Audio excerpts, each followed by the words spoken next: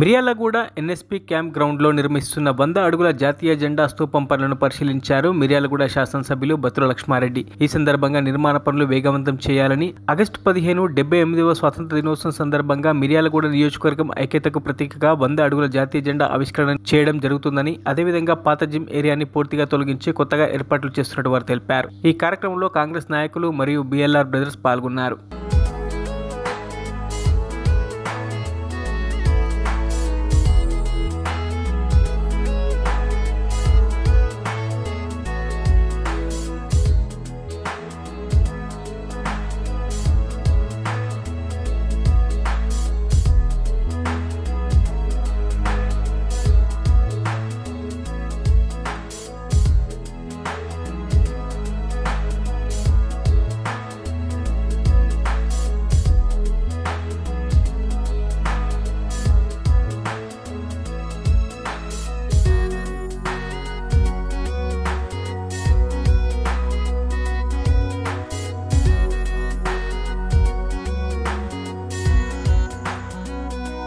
మరిన్ని అప్డేట్స్ కోసం మా ఛానల్ని సబ్స్క్రైబ్ చేయండి.